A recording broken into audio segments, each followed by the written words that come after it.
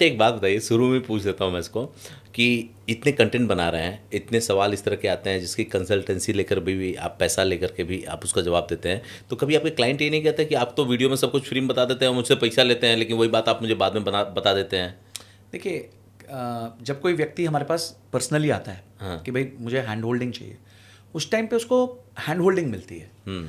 हम जितना यहाँ दे सकते हैं उतना देते हैं, बताते हैं, पर जब एक व्यक्ति एक्शन लेने जाता है तो उसके मन में और भी बहुत सारे क्वेश्चंस आते हैं और उतना डिटेल में हम पॉडकास्ट में सॉल्व ही नहीं कर सकते हैं। तो जब वो हमारे पास आते हैं तो हम उसके बाद फिर उनके साथ और डीप में जाते हैं। अब मैं बोल दूंगा कि भाई अगर आपका XYZ गोल है तो आपने इतना इन्वेस्टमेंट करना है, इस फंड में करना है, पर आपका रिस्क टॉलरेंस है कि नहीं है, आप और क्या देखना चाहते हैं, मैं ये विकल्प नहीं देखना चाहता, मैं ये विकल्प देखना चाहता हूँ, आप बात मतलब उस पर चैलेंज करना चाहते हैं, क्वेश्चन करना चाहते हैं, तो तब तो आपको फिर मेरे साथ संवाद ही करना पड़ेगा और कोई तरीका ही नहीं है उसका। तो क्लाइंट्स भी बहुत ज़्यादा मैच्योर हैं इस मामले में कि वो ऐसे नहीं सोचते कि यार संजय सर गए हैं, कुछ उन्होंने बता दिया कहीं पे तो गलत बात है, ऐसा नहीं है। आई थिंक ह्यूज इन्फॉर्मेशन देनी अभी भी बाकी है मार्केट को, और जिसको इंडिविजुअल चाहिए वो अपने आप आता है, वो बात करता है, और उसके लिए भाई टेलर्ड होता है ना, जैसे एक आला कार्ट होता है, एक बुफे होता है, तो एक आला कार्ट अपना होता है कि टेलर्ड होता है आपके लिए। नहीं ठीक है, इससे भी बहुत लोगों की समस्याएं सॉल्व होती हैं। जैसे कमेंट करते हैं ना कुछ लोग और आपको दुआएं देते हैं कि आपकी वजह से मैं कुछ बन गया, आपकी वजह से मैं कर पा रहा हूँ। कोई 100 कर रहा है, कोई 500 कर रहा है, कोई 1500 कर रहा है, लेकिन उसको जब ये पता चला ना कि सेविंग क्या होती है, इसका महत्व क्या होता है ना, उसके बाद ही वो कर पाया और उसने आपसे सीखा इस बात। बिल्कुल। देखिए, हमें ये लगता है कि छोटी छोटी चीज़ें हैं जीवन की, और ये रूल्स ना पहले थे लाइफ में। अगर आप आपके पेरेंट्स को देखेंगे या मैं अपने पेरेंट्स को देखूंगा तो वो एक rule, set of rule follow करते थे। मम्मी के पास पापा की जेब से निकले हुए पैसे मिलते थे, पर वो इमरजेंसी फंड था हमारे जिंदगी का। तो क्योंकि किसी की जेब में वो पैसा होता ही नहीं है तो वो खर्च ही नहीं होता है। पर आज वो लोग वो बेसिक रूल्स भूल गए हैं लाइफ के। तो हम सिर्फ कोशिश ये कर रहे हैं भाई, आपको मैं बताता हूँ, आपको जिंदगी में फाइनेंस के बारे में सीखना है ना, आप मुझे सुनो ना किसी को सुनो, आप अर्थशास्त्र पढ़ो। ओके।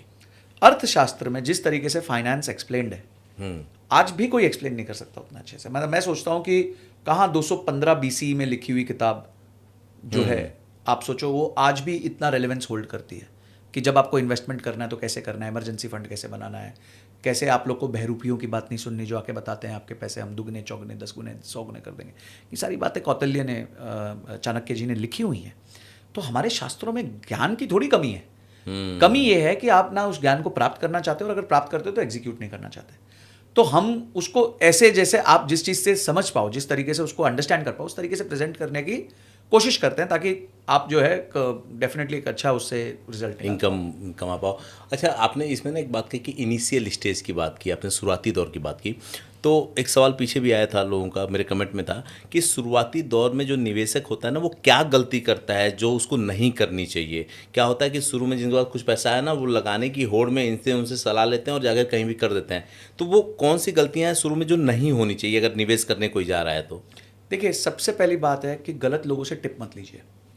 कल मैं वॉरेन बफेट ने अपनी AGM करी, हर साल वो AGM करते हैं, तो एक कॉन्सर्ट की तरह होता है, 50,000 80,000 लोग जाते हैं देखने के लिए।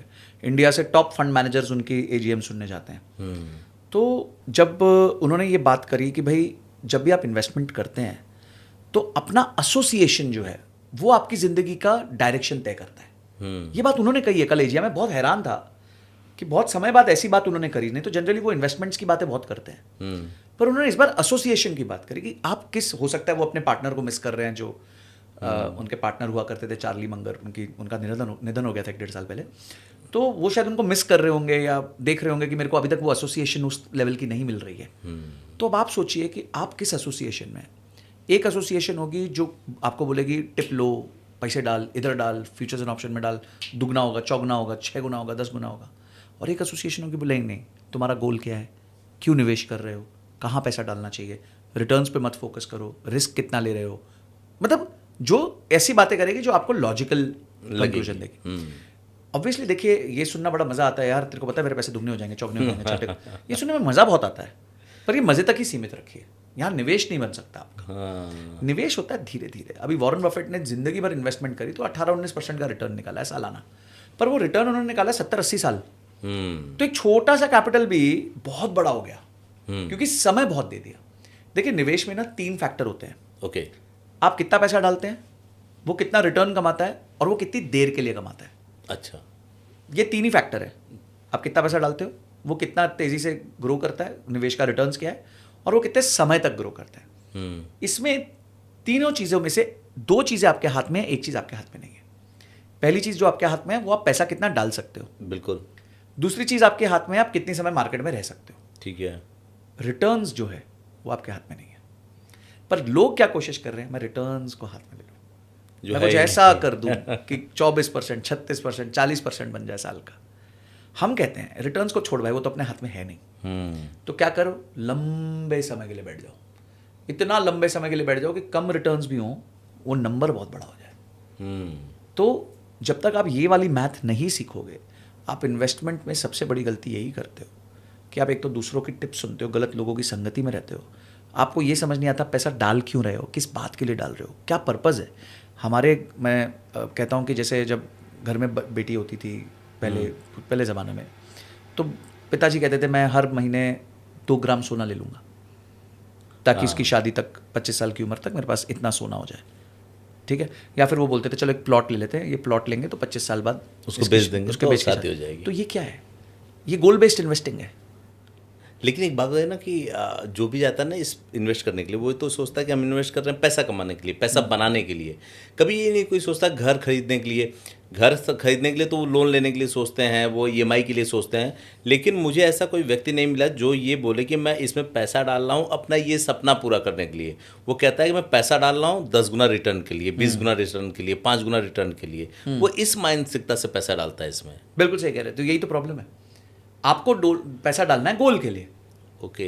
कि मेरा सपना क्या है, जैसे आपने वर्ड यूज किया सपना, सपना मतलब गोल ही हो गया ना। हाँ। मुझे गाड़ी खरीदनी है, मुझे घर खरीदना है, मुझे वेकेशन पे जाना है, मुझे शादी करनी है, मेरे बच्चे होंगे, बच्चों की पढ़ाई करानी है, और मुझे फाइनली रिटायर होना है, फाइनेंशियली इंडिपेंडेंट होना है। इसके लिए कोई पैसा नहीं डाल रहा, पैसा डाल रहे हैं सब मस्ती के लिए। हाँ। आज डालो कल निकालो, आज डालो कल निकालो। ये निवेश नहीं होता जी।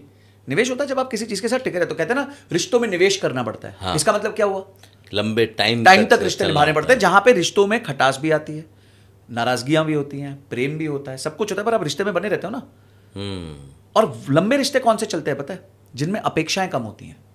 अगर आपको लंबा रिश्ता चलाना है किसी भी चीज के साथ, अपने एम्प्लॉयर के साथ, अपनी वाइफ के साथ, गर्लफ्रेंड बॉयफ्रेंड के साथ, ठीक है, और इन्वेस्टमेंट के साथ, तो आपकी अपेक्षाएं कम होनी चाहिए। अब आपकी अपेक्षाएं कि रिटर्न्स होगा 30%, 40%। अब आप 1 साल बाद देखते हो तो आप कहते हो हाय यार ये तो रिटर्न्स ही नहीं बने। अच्छा, रिटर्न बने होते हैं 15-20%, पर आपकी तो अपेक्षा ही 40% थी। तो हो गया कल्याण। फिर आप 15-20 में भी छोड़ के चले जाते हो। तो लंबे रिश्ते तब निभते हैं जब आप अपेक्षाओं को कंट्रोल में रखते हो, और लंबे रिश्तों से ही लाइफ में डेप्थ आती है, इन्वेस्टमेंट से रिटर्न आती है। ऐसे नहीं आती कि आपने 100 रुपये डाल दिए 120 रुपये बन गया बाहर हो गया, वो सब नहीं चलता। चलिए, आपने रिश्तों की बात की तो एक एग्जांपल इसी से उठाता हूँ मैं। लोग कहते हैं ना कि हर आदमी रिश्ता नहीं बना सकता या हर आदमी रिश्ता नहीं चला सकता। तो क्या हर आदमी को स्टॉक में इन्वेस्ट करना चाहिए या स्टॉक के लिए बना हुआ है हर आदमी? देखिए, बहुत अच्छी बात कही आपने। भगवद गीता के 4थे अध्याय के 40वें श्लोक में लिखा है, अज्ञानाचा श्रद्धानाचा संशयात्मा विनश्यति, ना या लोको अस्ति परो ना सुखम संशयात्मा। ठीक है, अब इसका अर्थ क्या है कि अज्ञानाचा श्रद्धानाचा, जिसके पास ज्ञान नहीं है और जिसके पास श्रद्धा नहीं है। ज्ञान मतलब नॉलेज, श्रद्धा मतलब कन्विक्शन। अज्ञानाचा श्रद्धानाचा संशयात्मा विनश्यति, यानी कि ऐसी संशय आत्मा का विनाश होना तय है। ना या लोको अस्ति ना परो ना सुखम संशयात्मा, ना इस इन्वेस्टमेंट में ना किसी और इन्वेस्टमेंट में, ना इस जॉब में किसी और जॉब में, ना सुखम संशयात्मा, मतलब ऐसी संशय डाउटिंग सोल को सुख की प्राप्ति नहीं होगी। तो अगर आप इसको इन्वेस्टमेंट्स के एंगल से देखें तो जो भी प्रोडक्ट में आप इन्वेस्ट करना चाहते हैं उसकी नॉलेज और नॉलेज के बेसिस पे उस पर कन्विक्शन होना बहुत जरूरी है। और अगर आप संशय आत्मा है, यानी आप डाउट ही करते जा रहे हैं, तो आपका विनाश हो जाएगा। डाउट कैसे होता है जी? मैंने सोचा जी इक्विटी इन्वेस्टमेंट से पैसा बन सकता है, ठीक है। अब आपको पता नहीं इक्विटी इन्वेस्टमेंट से पैसा लॉन्ग रन में बनता है, आपको लगता है शॉर्ट टर्म में भी बन सकता है। तो आपने डाला, रिलायंस का भाव चल रहा है 1600 रुपये, 27 सितंबर 2024 को आपने पैसा डाल दिया। बहुत है जी, मजा आ गया। अगले दिन देखा 3% डाउन, उसके अगले दिन देखा 2% डाउन, अब 6 महीने वेट किया तो 20% डाउन, 25% डाउन हो गया। तो अब तो संशयात्मा बन गए ना, अब आपका विनाश हो जाएगा। अब आप बोलो नहीं जी, अब हम रिलायंस छोड़ते कोई और स्टॉक पकड़ते हैं, अब वो भी और गिर जाएगा। ना या लोको अस्ति ना परो, ना रिलायंस, ना TCS, ना इन्फोसिस, ना HDFC, ना सुखम संशय ऐसी संशय आत्मा को सुख प्राप्ति नहीं होगी। पर यही एक व्यक्ति है जो जानता है कि रिटर्न्स मेरे कंट्रोल में नहीं है पर अवधि मेरे कंट्रोल में है। वो उसको इस बात का कन्विक्शन है कि अगर मैं लंबे समय तक बना रहूँगा तो मुझे रिटर्न्स मिलेंगे, तो उसको नॉलेज भी है, कन्विक्शन भी है। वो पैसा अगर 27 सितंबर 2024 को भी उसने डाला होगा तो आज भी उसके माथे पे कोई शिकन नहीं होगी, क्योंकि वो बोलेगा सर्वेश भाई मैं तो 10 साल के लिए डाला है, ये तो मार्केट 6 महीने ऊपर नीचे होती रहती है।